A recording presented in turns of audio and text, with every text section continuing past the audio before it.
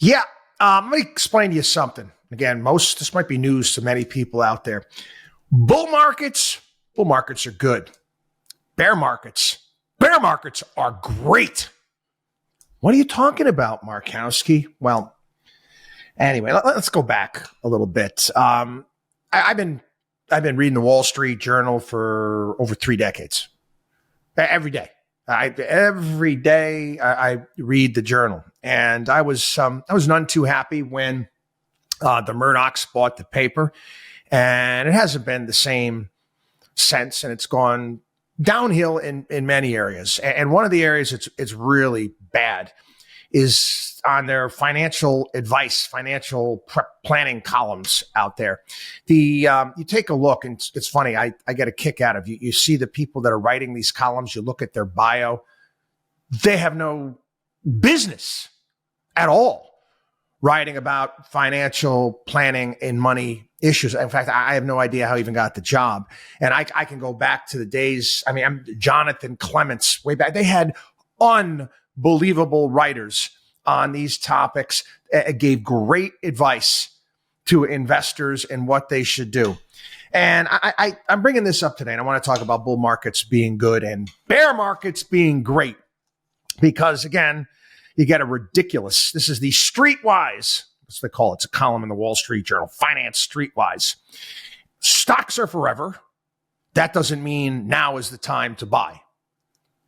This is some of the worst advice you can give, because these are columns that are directed towards people that want to know what to do with their money. And it's a wonder why people lose so much money. They listen to idiots like this. And again, he talks about, well, you put $1,000 in the S&P back in 2019, prior to the whole COVID thing, and you would have reinvested dividends, you would have seen a 6.8% annualized after inflation return of $1,299 by the end of the year. And he starts coming up with all of these comparisons in time and how, wow, that's really unparalleled in a period of time. And then he goes back to the 1970s and talks about, well, the returns you would have seen if you got involved in the market right before the dip and how it wasn't good. And this means that, Jeremy Siegel from Wharton could be wrong. I'm paraphrasing the entire piece,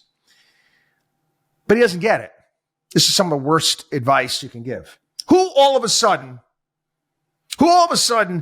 picks a day and says, I'm investing, and then you just go away. You go away. This is not how you're successful as an investor. Guess what? I invested back in December of 2019. I also invested when the thing was bottoming out. I invested, and my clients invested throughout the Great Recession. Want to know how we did? It's called dollar cost averaging. You're investing on a regular basis. These people, they write these columns where you're going to guess when you're going to jump in and you're going to guess when you're going to jump out. No, you don't do that. You don't do that. You want to be successful as an investor. You need to be a long-term investor. There isn't any other kind. Okay? There really isn't any other kind. If you think you're going to be jumping in and jumping, okay, you're going to lose. You are going to lose. You put money away on a regular basis and you bear the market no mind. I am so sick and tired of seeing this god-awful advice. Wall Street Journal, for crying out loud. They should be embarrassed. Embarrassed. I go back to a column that I wrote back 2004. I don't remember. And it was based upon some of the things that Jonathan Clements, a good financial writer for the Wall Street Journal back in the day. And I've explained this. When markets are down, when things are down, that's when you should be getting excited. That's when that's when you're going to really make money. When you're in a bull market, great, good. But you know what you're doing? You're rotating assets. You're taking profits. This is what's going to make you successful.